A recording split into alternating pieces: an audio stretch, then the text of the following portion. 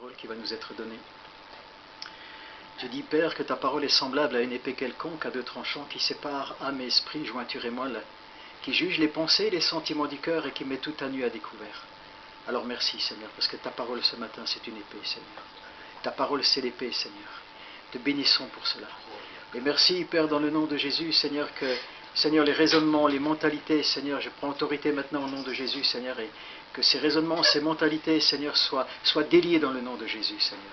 Afin que ta parole, Seigneur, puisse pénétrer, Seigneur. Seigneur, tu renouvelles également l'intelligence, Seigneur, au travers de ta parole ce matin. Nous te bénissons, nous te remercions pour cela dans le nom de Jésus. Que toute la gloire te revienne, mon Père. Amen. Tu bénis Christian, Amen. Seigneur. Tu bénis, Seigneur. Seigneur notre Dieu, que les fleuves d'eau vive coulent ce matin. Amen. Amen.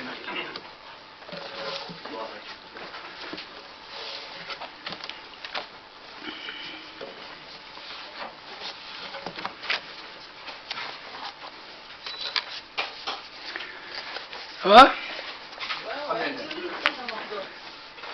Hein? Si j'ai pas vu saluer quelqu'un, bien bonjour. Internautes, soyez la bienvenue parmi nous.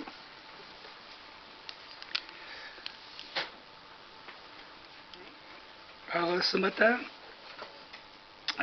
nous allons parler bien sûr de la parole. Jésus dit qu'il est la lumière et le sel de la terre. Et que nous aussi, on doit être le sel et la lumière pour les autres, pour ceux qui sont dans les ténèbres. Mais il dit aussi, je suis la porte. Par contre, là, nous, on ne peut pas être la porte. Il n'y a que Jésus qui peut être la porte. C'est la bonne porte, la seule porte par qui on peut entrer, par laquelle on peut entrer et avoir le salut de notre âme. C'est la seule porte qui peut sauver. Aucune autre porte ne peut sauver l'homme. Et pourtant, les portes, il y en a. Hein. Par jour, si on comptait le passage des portes dans une maison ou partout où on va, dans les magasins, un peu partout, c'est une multitude de portes qu'on passe. Mais elles ne sauvent pas. On a beau les passer, repasser, mais celle-là ne sauve pas. Il n'y a que Jésus qui est la porte de la bergerie qui peut sauver. Seuls ceux qui vivent dans la rue sont privés de cette joie. Il y en a beaucoup qui sont dans la rue, qui n'ont pas de maison, qui n'ont pas de lieu où aller, ils n'ont pas de porte. Et c'est dramatique pour ces personnes-là parce que c'est une joie de pouvoir passer une porte même sur cette terre. Je me rappelle quand on partait en vacances, pourtant on vivait des belles choses, tout, on était bien où on était, mais quand on revenait à la maison, quelle joie de passer la porte de sa maison, de retrouver ce qu'il y a à l'intérieur. Et aussi, nous, on peut le dire, on a eu des clés beaucoup de fois. Parce que les portes, il y a toujours une clé. Celle de Jésus, il n'y en a pas normalement. Elle est toujours prête à être ouverte. Parce que nous, on a des clés. Et je me rappelle, chaque fois qu'on a déménagé, on nous a remis des clés. Et je ne sais pas si, à mon avis, vous avez tous vécu ça. On attend ces clés. On se dit, j'espère qu'il va me les donner. Puis les bonnes, on lui dit, attendez, qu'on ouvre pour voir si c'est vraiment la bonne quand même. Hein. Donc c'est une joie aussi d'avoir ces clés pour ouvrir la porte, mais pourtant ce n'est que de la ferraille. Et pourtant on a la joie de les avoir. Et il y en a qui n'ont pas cette joie. Alors je pense que la porte du Seigneur, qui est le Seigneur, eh bien c'est encore une joie beaucoup plus grande parce qu'elle sera éternelle. J'avais vu une fois une émission à la télévision, c'était un homme dans la rue, ça faisait des années qu'il était dans la rue, qu'il vivait dans la rue, et ça faisait longtemps qu'il n'avait pas eu de clé à lui. Et puis la centre sociale a pu lui trouver un appartement, et on a vu ça à la télévision, le reportage, et puis devant cette porte, là, elle lui a remis les clés comme ça dans sa main, et là il les a serrées sur son cœur, et il s'est mis à pleurer. Il dit... Il y a longtemps que je n'ai pas eu des clés dans la main. Et je peux entrer. Alors, vous voyez que une porte, c'est rien du tout. Hein, c'est pas grand-chose, une porte. Et pourtant, s'il n'y a pas de porte, eh bien, il n'y a rien. Mais il faut passer cette porte. Alors, dans Jean 10, 9, Jésus dit, « Je suis la porte. Si quelqu'un entre par moi, il sera sauvé. Il entrera et il sortira, et il trouvera des pâturages. » Je suis la porte. Jésus, il se confond à une porte, simple porte, qui entre par moi. Alors, quand on dit entre par moi, ça veut dire qu'on peut traverser cette porte, quoi, hein, entre par moi. On rentre on est dans Jésus, et Jésus est en nous. Il sera sauvé. Il n'y a pas grand-chose à faire. Si quelqu'un entre par moi, il sera sauvé. Il entrera et il sortira. Ça veut dire qu'il nous donne une liberté d'entrer, mais d'en sortir si on veut. On verra tout à l'heure pourquoi on doit sortir aussi, pas rester à l'intérieur. Et il trouvera des pâturages. Alors j'ai souligné le D, parce que quand on a eu des moutons, on a eu plein de il y avait une porte pour aller leur donner à manger, et là tout de suite il y avait le pâturage. Mais là il dit des pâturages. Ça veut dire qu'il y en a plusieurs, bien sûr. Donc nous allons voir aussi tout à l'heure quel autre pâturage qu'il peut y avoir. Parce qu'un pâturage, c'est de l'herbe, c'est de la nourriture, mais certainement qu'il y en a d'autres choses. Jésus, donc, il parle de lui. Il se compare à quelque chose le plus familier de nos maisons. Une porte, nous on en a eu certaines fois des portes, on a habité dans une vieille ferme, la porte d'entrée, elle était large comme ça, toute biscornue, mais il y avait des trous, plein de trous dedans, puis c'était des bouchons de bouteilles voilà. Alors je ne sais pas pourquoi, qui n'a jamais bouché le propriétaire, mais on est resté 2 ans, 2 ans et demi, mais quand nous sommes partis, il y avait toujours les bouchons, puis c'est pas moi qui les ai enlevés.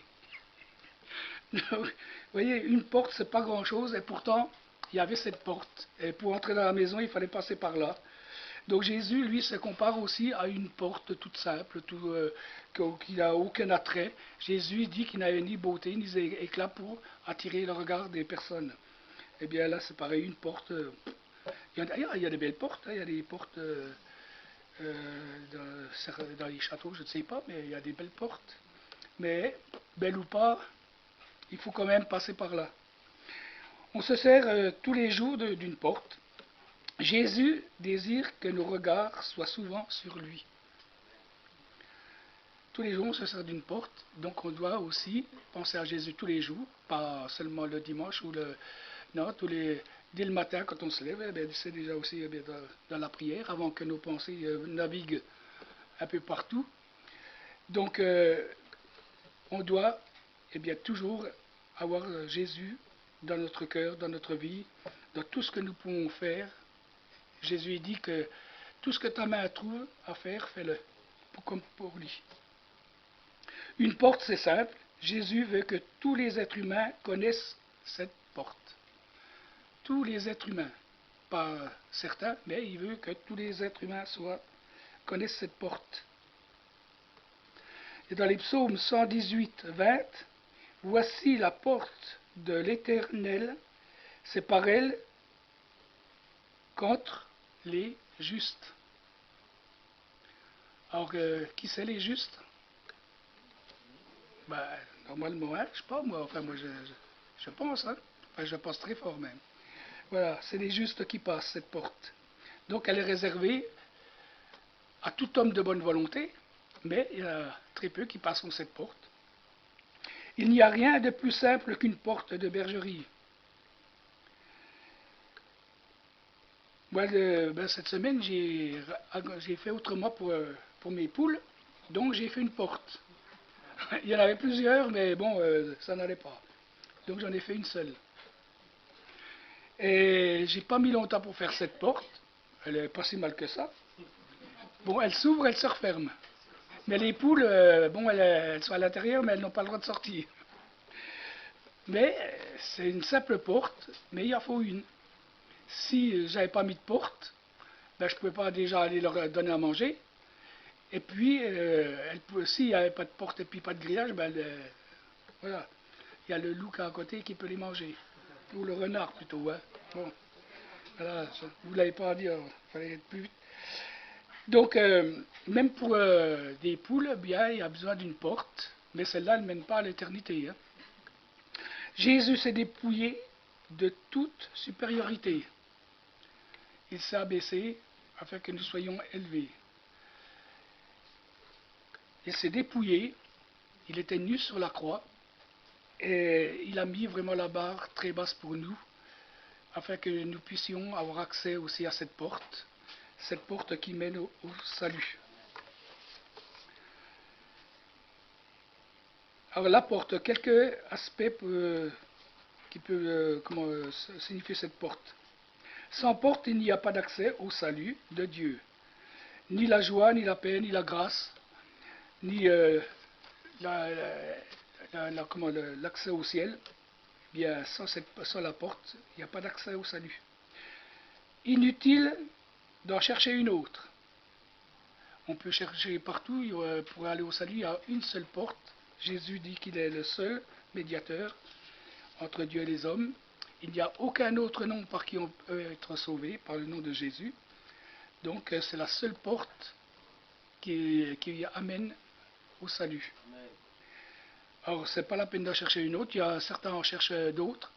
Il y a des personnes qui cherchent toute leur vie, des portes bien, qui mènent nulle part, mais surtout pas au salut, qui mènent bien dans le tourment, dans des choses terribles qu'on ne veut même pas imaginer, tellement que c'est éternellement dans la fournaise ou dans les choses ténébreuses. Donc c'est vrai qu'il y a une seule porte.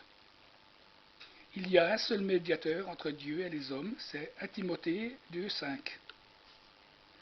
Donc il n'y en a pas d'autre.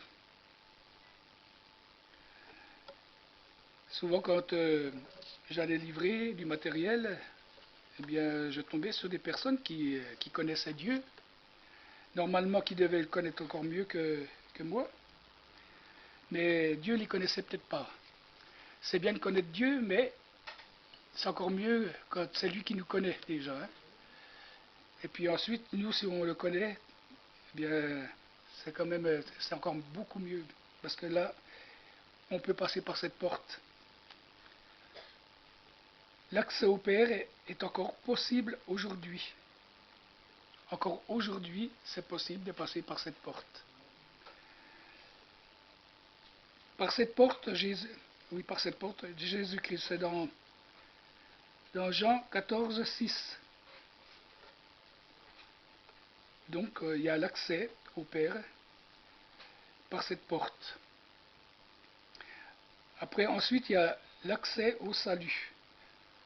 Pour ça, il faut franchir cette porte, pas se contenter de la regarder, ou de frapper, ou de se coucher à côté. Si on se couche à la porte, elle ne s'ouvrira pas. Si on frappe, bon, oui, on peut frapper, mais il faut la passer. La franchir par la foi. C'est par la foi qu'on peut franchir cette porte.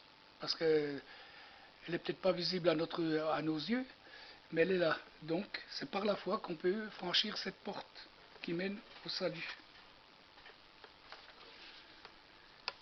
Ce salut n'est pas réservé à quelques privilégiés, à quelques gens fortunés, quelques personnes de race contraire à nous, ou une éducation autre que nous. Non, elle n'est pas réservée qu'à ces gens-là, à ces personnes-là. Sur certaines portes, il y a écrit privé. Vous avez déjà vu ça, hein? Privé. Bon, peu de personnes peuvent la franchir. que des gens sélectionnés pour ça. Puis d'autres, entrée libre. Alors là, beaucoup de personnes peuvent entrer par là. C'est dans Jean aussi 3,16. Dieu dit, ben vous connaissez, hein, Dieu a tant aimé le monde qu'il a donné son Fils unique, afin que quiconque croit en lui ne périsse point, mais qu'il ait la vie éternelle. Donc ça, c'est l'entrée libre. Pour tout homme de bonne volonté, Dieu ne veut qu'aucun ne se perde. Donc, s'il veut qu'aucun ne se perde, donc la porte, il y a marqué entrée libre. Elle n'est pas fermée. Les privilèges réservés à ceux qui entrent par cette porte. Donc le salut, il sera sauvé immédiatement. Aussitôt qu'il rentre par cette porte, il est sauvé. Et sauvé, mais éternellement. Le brigand à la croix, on a ce témoignage, hein, il n'a pas eu le temps de descendre à la croix pour faire plein de choses.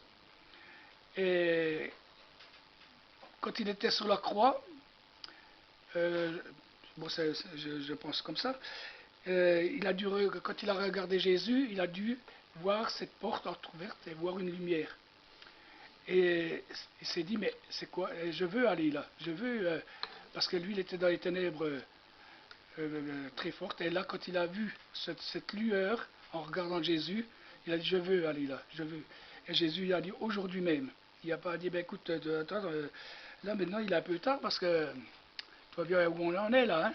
Non, il a dit, aujourd'hui même, tu seras dans le paradis avec Jésus. Donc, quelle grâce pour cet homme-là, mais ce n'est pas réservé qu'à lui. Et c'est vrai qu'il y en aura beaucoup, peut-être au dernier moment. C'est pour ça qu'on ne doit surtout pas juger. Même si on voit des personnes qui, pour nous, elles sont perdues, quoi. Il n'y a plus rien à faire. Ben non, jusqu'à la dernière même seconde, il peut, comme le brigand, voir cette porte entrouverte et voir la lumière et dire oui, je veux aller là. Je ne veux pas aller dans les lieux ténébreux. La liberté. Il entrera, il sortira. Ce n'est pas une porte de prison, Jean-Paul. Tu avais les clés? Ah, tu avais les clés. Bon, tu les donnais pas. Bon. Donc, il pouvait rentrer mais pas sortir. Donc, nous avons cette liberté d'entrer et de sortir. Si les prisonniers avaient le droit de rentrer et de sortir, c'est pas la peine de les enfermer. Mais cette porte-là n'amène peut-être pas au salut, à moins que, oui, elle peut, par la personne, le gardien, hein, qui peut aussi parler. Oui, comme Jean-Paul a fait souvent. Il entrera, donc, il entrera pour intercéder, trouver un abri, recevoir un enseignement et avoir cette communion avec Dieu.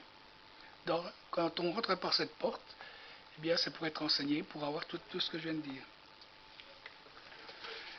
Il sortira. Alors pourquoi qu'il faut sortir aussi, pas rester à l'intérieur? Pour servir Dieu et progresser dans la vie spirituelle, aller vers les autres, témoigner. Il a dit, allez partout, faites des disciples, hein, donc en les enseignant. Donc le Seigneur a dit aux disciples de sortir, hein, d'aller pour annoncer le royaume de Dieu, afin qu'une multitude soit sauvée.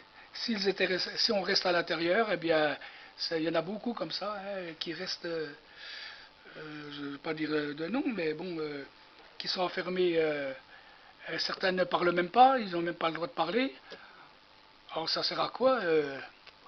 Pas grand-chose. La nourriture spirituelle donnée en Christ, par Christ et dans sa présence. Cette nourriture qui nous fait grandir, être en bonne santé spirituelle. Notre corps a besoin de nourriture tous les jours. C'est vrai, on peut jeûner, hein, on peut faire ça, mais normalement notre corps il crie, hein, il dit j'ai faim, voilà. Donc on doit le nourrir pour être en bonne forme.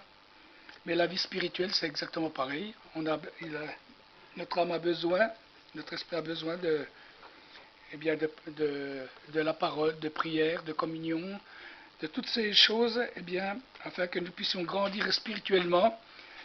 Si on ne fait pas ça, eh bien, on va s'atrophier et on ne portera déjà pas de fruits, et nous-mêmes, eh bien, nous dépérirons jusqu'à la mort.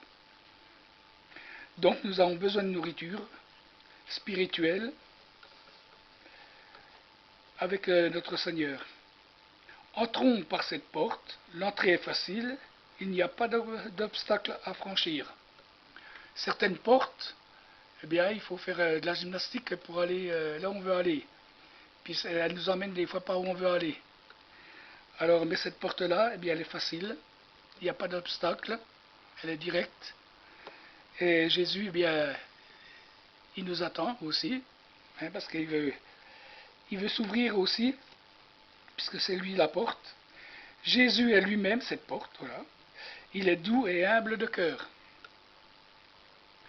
Du temps de Noé, vous connaissez l'histoire de Noé, seul lui et sa famille ont pu être sauvés en passant par cette porte. Et quand on lit l'histoire de Noé, ça donne la chair de poule, hein, parce que pendant 100 ans, ils ont eu le temps, les gens, de réfléchir quand même. 100 ans pour faire l'arche.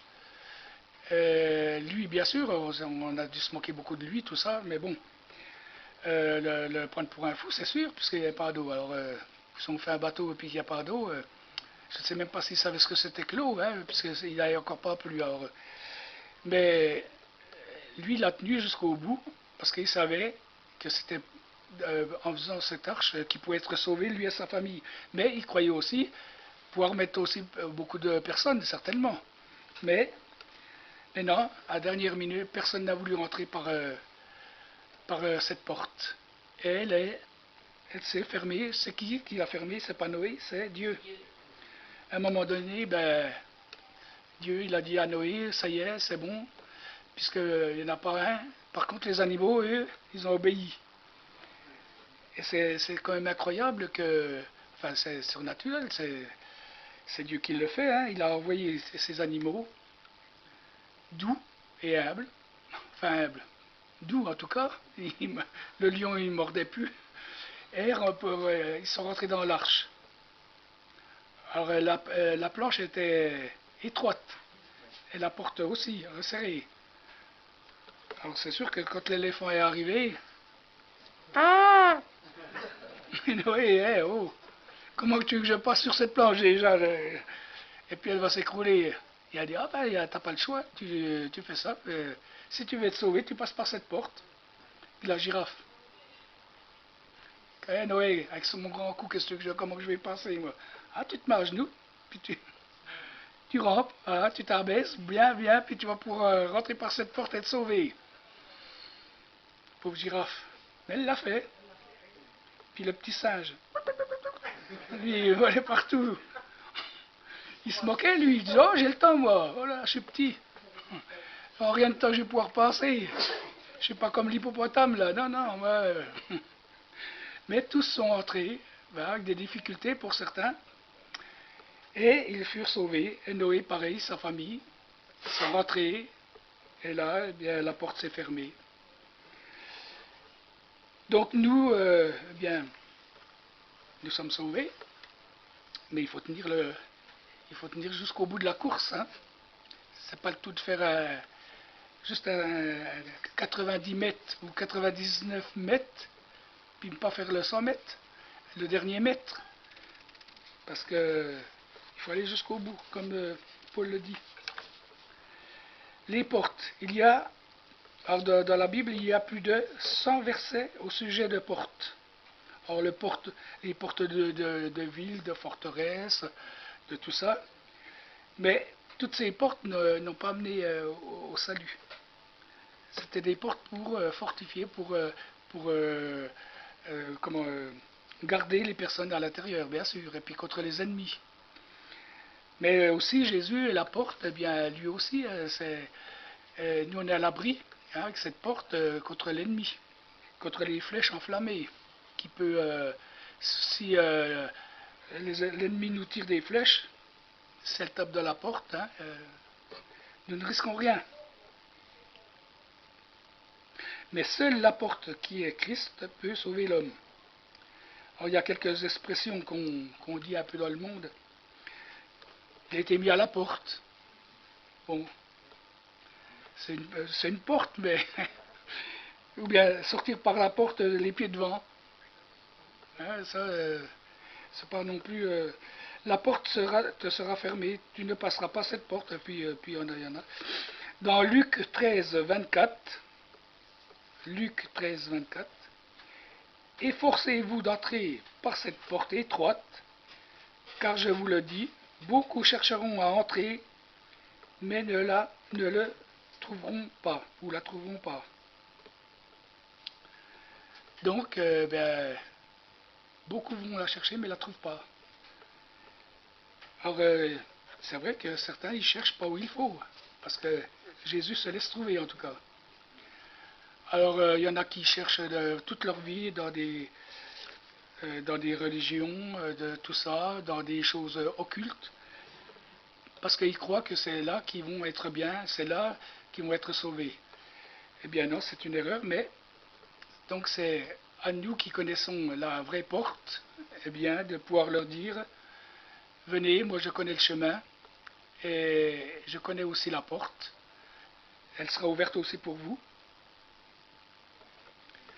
Donc nous devons eh bien aussi être des lumières, de celles de la terre, mais aussi savoir où est cette porte et savoir qu'elle s'ouvrira aussi pour ces personnes-là.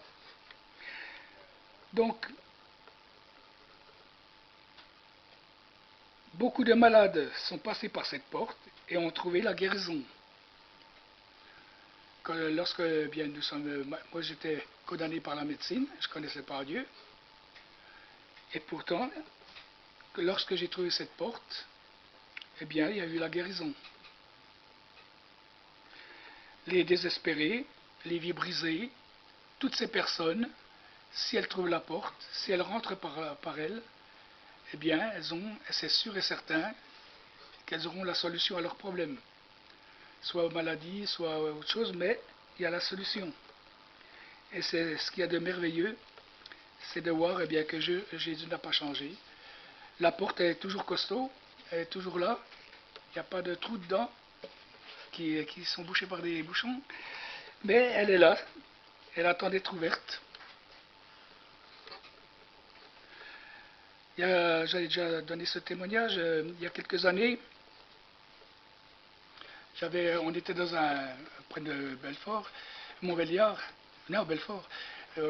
J'avais un jardin ouvrier, là, donc il y avait peut-être 200-300 jardins avec des petits chalets. Et puis, bien sûr, il y en a que c'était presque des maisons, hein, ils couchaient même là. Puis la mienne, elle a déjà brûlé 2-3 fois. Pas avec moi, mais l'ancien locataire. Et puis, je me suis dit, c'est pas la peine que je ferme à clé la porte, puisqu'il casse. Hein, si elle est fermée, il la casse et il brûle tout. Ou ils prennent les outils.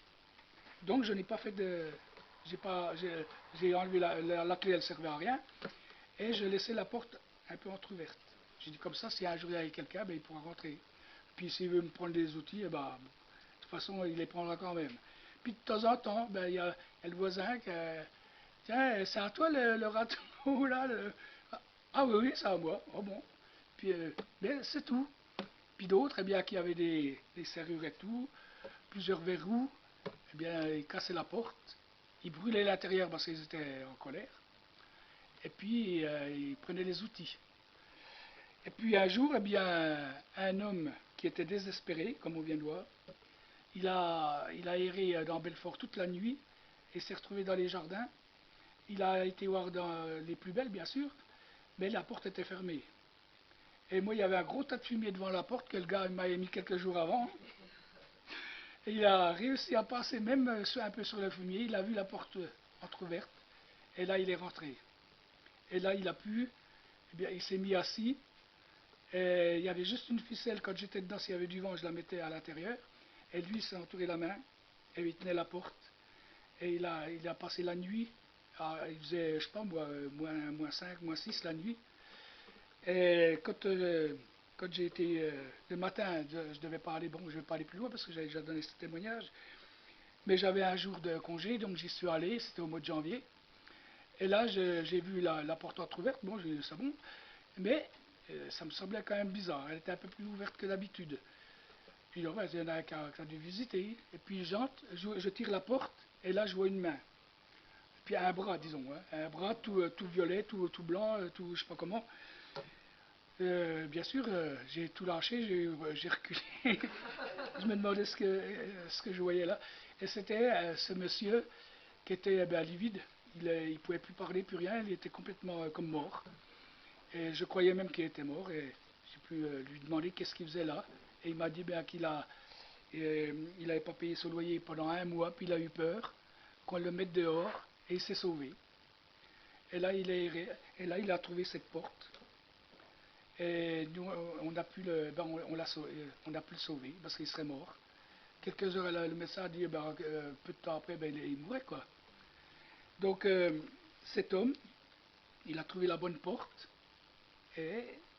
mais celle-là, cette porte-là, elle n'amenait peut-être pas encore au salut, mais elle permettait déjà d'entendre parler de Jésus parce que tout de suite, on lui a dit ce qu'on faisait. Et puis qu'on a prié pour lui, on lui a demandé s'il voulait. Il a accepté la prière, et j'ai été le voir plusieurs fois là où il était. Puis après, ils ont fermé la porte, mais celle-là, ils l'ont fermée. Et puis ils l'ont donné des choses, voilà. Puis le pauvre, je ne l'ai jamais revu, mais il, y a eu il a entendu parler. Il était encore, une fois qu'il était à la maison, il pouvait aussi, il a entendu, il pouvait réfléchir, il pouvait donner son cœur à Jésus. Voilà. Donc nous devons faire participer Jésus dans notre vie quotidienne, nouer des liens d'amitié avec lui. C'est la connaissance de Jésus qui peut nous donner la véritable joie et la vie en abondance jusque dans l'éternité.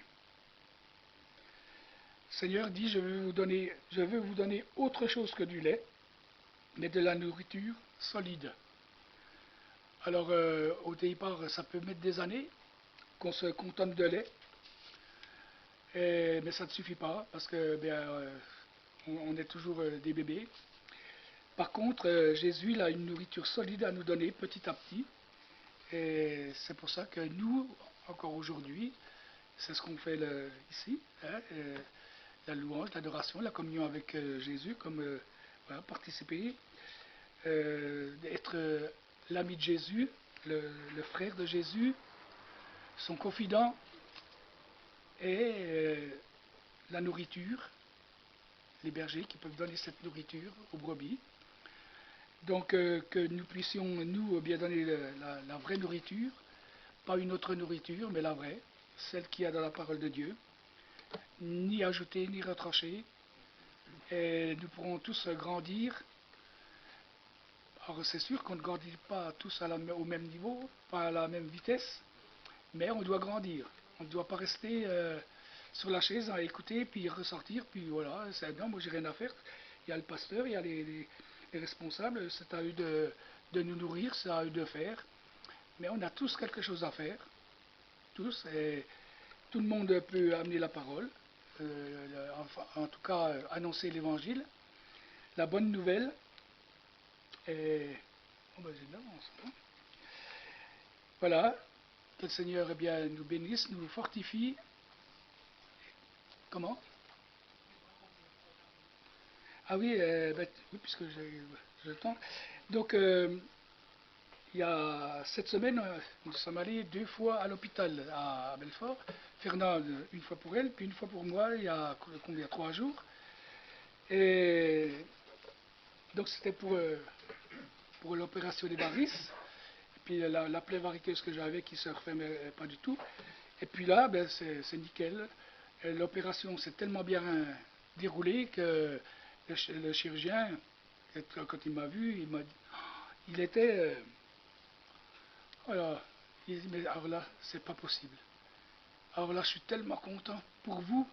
Puis je dis, moi je suis content pour moi, mais pour vous aussi. Parce que franchement, vous avez bien réussi, en tout cas, vous avez bien fait votre travail. Puis alors, il y avait l'infirmière qui était aussi là, son aide. Puis il disait, tu te rends compte, ça fait même pas un an, pas tout à fait un an. Mais tout est... normalement aujourd'hui, je devais vous piquer encore plein d'endroits, et puis de nouveau, puis peut-être opérer. Mais là, il n'y a rien à faire. Tout est en vous. Franchement, c'est la première fois. Hein. Puis je vous ai opéré les deux en même temps. C'était la première fois que je le faisais. Enfin, il y a une autre infirmière qui rentre, puis elle dit, oh, ben, excusez-moi. Puis il dit, non, non, viens voir, viens voir, viens voir. Regarde, alors, sur l'écran, il a eu, avant que je sois opéré, il a montré les jambes. Bon. Ah ben, c'était pas beau à voir, même moi j'ai eu peur. Et puis il dit, puis maintenant, regarde là, là, devant tes yeux, regarde. Et puis alors il m'a montré, il m'a montré les jambes. Je dis, bon, ben ça va, oui, j'ai des belles jambes, mais... et, puis, et puis après il me dit, écoutez, déjà l'opération s'est tellement bien réussie, j'ai dit, il faut que je fasse un book. Est-ce que vous êtes d'accord que je fasse un book et puis que je montre vos jambes? J'ai dit, bon, d'accord, mais moitié-moitié, hein. Je vais bien montrer mes jambes, mais... Donc, il était tellement... Et puis elle lui dit, mais pourquoi que tu fais pas aux autres? Il y en a tellement. Parce que autrement, on arrache la veine, et puis on arrache les bonnes avec. Parce que ce qu'il m'a fait, il a comment brûlé simplement celle qui était malade. Et toutes les autres, ils montraient, toi, là, normalement, quand on arrache, il n'y a plus rien. Et c'est pour ça que la personne, eh bien, ça revient. Parce que moi, j'ai dit, bah, vous savez, je ne voulais pas me faire opérer. Parce que ma fille a dit ça faisait deux fois, ma femme aussi. Puis tout ce que j'entends, alors moi, j'ai dit non, je reste comme ça. Puis ben voilà, j'étais obligé, mais c'est vous qui m'avez. Puis il me dit, mais alors, en tout cas, alors vous, c'est incroyable. Hein. Et puis je me suis dit, il faut que je parle de Jésus. Là, je crois que ça va être le moment. Et puis voilà, je remets mon pantalon, puis je lui dis, ah, au fait, j'ai écrit un livre. Il me dit, ah bon, vous avez écrit un livre? J'ai dit, oui, un Dieu de miracle. Puis je vais en écrire peut-être bien un autre. Puis un deuxième. Il me dit, ah bon? J'ai dit, oui, peut-être le titre, ça va être un chirurgien qui fait des miracles. Ah, mais il me dit, non, je ne fais pas de miracle, je soigne. Ah, j'ai dit, alors là, vous avez dit la bonne parole. J'ai dit, oui, ça c'est vrai. En tout cas, vous avez bien fait votre travail. Eh bien, je vais prier pour vous tout de suite. Alors, Seigneur, toi, cet homme, ce chirurgien, c'est toi qui as établi, c'est toi qui donnes la connaissance, qui l'intelligence, tu donnes tout, et tu lui donnes encore au centuple à cet homme, parce qu'il a bien fait ce travail, et qui veut aller encore plus loin, eh bien, tu lui donnes la sagesse en toutes choses.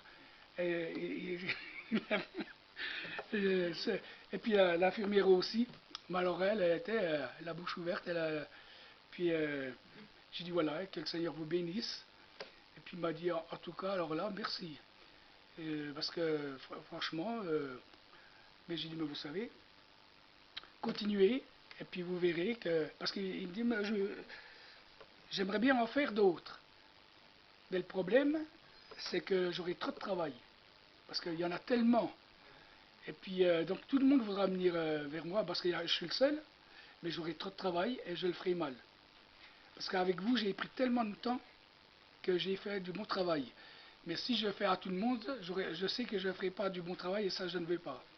Mais par contre, oui, il faudrait quelques cas très importants que je puisse le faire aussi. Puis l'infirmière, elle lui dit, mais comment tu as fait toi, quelle étude que tu as fait pour faire ça que personne n'a fait? Il dit, ben, c'est moi qui ai inventé ce système, il y a quelques années, mais personne n'a voulu, aucun médecin, aucun chirurgien n'a voulu cautionner ça. Donc ben, j'avais pas le choix, il fallait que je le fasse quand même, parce que la sécurité ne remboursait pas. Donc, alors je me suis appuyé sur les personnes riches, puis qui voulaient avoir des jambes pour aller sur la plage, pas de varices, rien. Mais elles payaient, voilà, elles payaient le prix fort. Alors, est-ce que vous êtes... mais d'ailleurs, je me demande comment vous avez fait pour avoir mon numéro et tout. Puis pourquoi j'ai accepté de vous le faire. Ben, c'est pour ça que je dis, après, vous savez vous maintenant pourquoi que vous m'avez choisi. C'est pas vous qui m'avez choisi, mais c'est Dieu qui l'a fait, voilà, qui a fait en sorte, puis que je puisse parler de Dieu. Voilà. Alors, il y a des occasions comme ça qu'on peut parler, mais il faut attendre aussi hein, le bon moment, pas se presser. Si j'avais parlé de Jésus en arrivant, il m'aurait peut-être fait piquer encore un peu plus. Il m'aurait dit, attends, tu vas peut-être pas parler longtemps. Alors quand on a le feu vert pour parler, et c'est pour ça, avant d'aller quelque part, eh bien, on doit dire Seigneur, tu vois là où je vais. Certainement, sûrement, qu'il y a les personnes que je vais voir ont besoin de toi, ont besoin d'être éclairées, et bien que je sois cette lumière, ce sel, pour les autres. Ah, que le Seigneur vous bénisse.